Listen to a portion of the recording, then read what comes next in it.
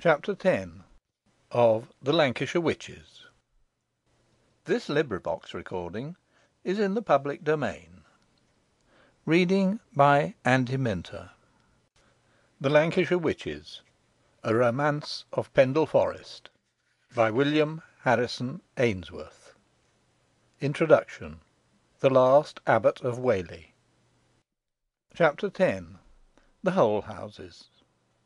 At this moment the blast of a trumpet resounded from the gateway, and the Earl of Derby, with the sheriff on his right hand and Assheton on the left, and mounted on a richly caparisoned charger, rode forth. He was preceded by 4 javelin men, and followed by 2 heralds in their tabards. To doleful tolling of bells, to solemn music, to plaintive hymn chanted by monks, to roll of muffled drum at intervals, the sad cortege set forth. Loud cries from the bystanders marked its departure, and some of them followed it, but many turned away, unable to endure the sight of horror about to ensue.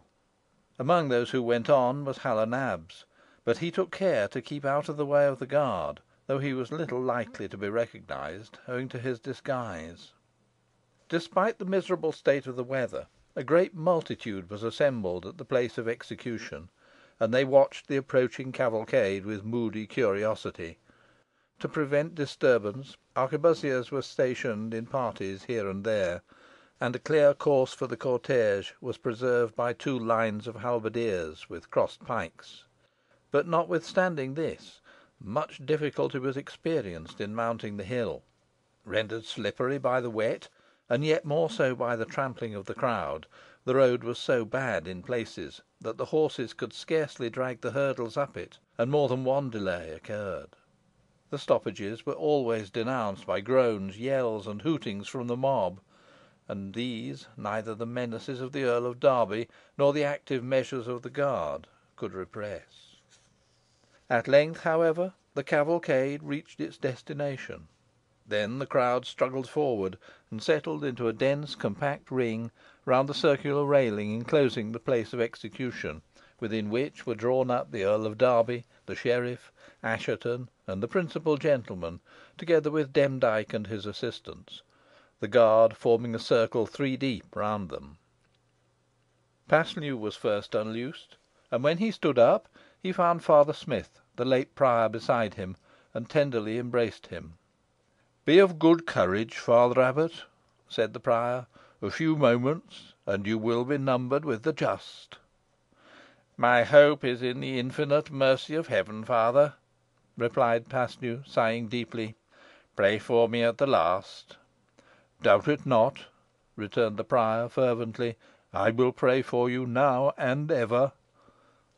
Meanwhile the bonds of the 2 other captives were unfastened, but they were found wholly unable to stand without support.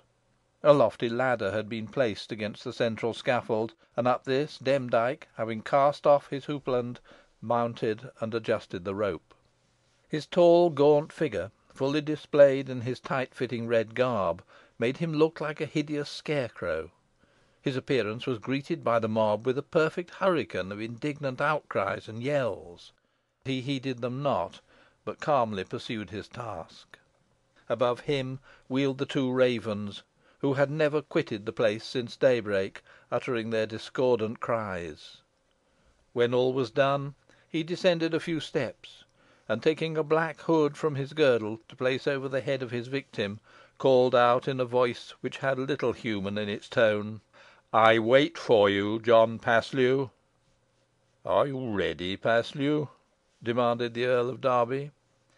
"I am, my lord," replied the abbot, and embracing the prior for the last time, he added, "Vale, carissime frater, in aeternum vale, et Dominus tecum, sit in ultionem inimicorum nostrorum." "It is the king's pleasure that you say not a word in your justification to the mob, Paslew," observed the earl. "I had no such intention, my lord," replied the abbot. "Then tarry no longer," said the earl. "If you need aid, you shall have it." "I require none," replied Paslew, resolutely. With this he mounted the ladder, with as much firmness and dignity as if ascending the steps of a tribune. Hitherto nothing but yells and angry outcries had stunned the ears of the lookers on, and several missiles had been hurled at Demdike, some of which took effect, though without occasioning him discomfiture. But when the abbot appeared above the heads of the guard, the tumult instantly subsided, and profound silence ensued. Not a breath was drawn by the spectators. The ravens alone continued their ominous croaking. Hal o' Nabs, who stood on the outskirts of the ring, saw thus far, but he could bear it no longer, and rushed down the hill. Just as he reached the level ground, a culverin was fired from the gateway, and the next moment a loud wailing cry, bursting from the mob, told that the abbot was launched into eternity. Hal would not look back, but went slowly on, and presently afterwards other horrid sounds dinned in his ears, telling that all was over with the two other sufferers. Sickened and faint, he leant against a wall for support. How long he continued thus he knew not, but he heard the cavalcade coming down the hill, and saw the Earl of Derby and his attendants ride past. Glancing towards the place of execution, Hal then perceived that the abbot had been cut down, and rousing himself, he joined the crowd now rushing towards the gate, and ascertained that the body of Paslew was to be taken to the convent church, and deposited there till orders were to be given respecting its interment. He learnt also that the removal of the corpse was entrusted to Demdike. Fired by this intelligence, and suddenly conceiving a wild project of vengeance, founded upon what he had heard from the abbot of the wizard being proof against weapons forged by men, he hurried to the church, entered it, the door being thrown open, and rushing up to the gallery, contrived to get out through a window upon the top of the porch, where he secreted himself behind the great stone statue of Saint Gregory. The information he had obtained proved correct. Ere long a mournful train approached the church, and a bier was set down before the porch. A black hood covered the face of the dead, but the vestments showed that it was the body of Paslew. At the head of the bearers was Demdike, and when the body was set down he advanced towards it, and removing the hood, gazed at the livid and distorted features. "At length I am fully avenged," he said. "And Abbot Paslew also," cried a voice above him. Demdike looked up, but the look was his last, for the ponderous statue of Saint Gregory de Northbury, launched from its pedestal, fell upon his head and crushed him to the ground. A mangled and breathless mass was taken from beneath the image, and the hands and visage of Paslew were found spotted with blood dashed from the gory carcass. The author of the wizard's destruction was suspected, but never found. Nor was it positively known who had done the deed till years after, when Hal o' Nabs, who meanwhile had married pretty Dorothy Croft, and had been blessed by numerous offspring in the union, made his last confession, and then he exhibited no remarkable or becoming penitence for the act, neither was he refused absolution. Thus it came to pass that the abbot and his enemy perished together.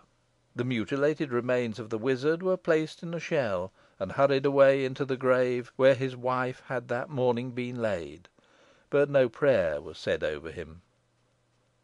And the superstitious believed that the body was carried off that very night by the fiend, and taken to a witch's sabbath in the ruined tower on Rimington Moor. Certain it was that the unhallowed grave was disturbed. The body of Paslew was decently interred in the north aisle of the parish church of Whalley, beneath a stone with a Gothic cross sculptured upon it, and bearing the piteous inscription, Miserere Mei.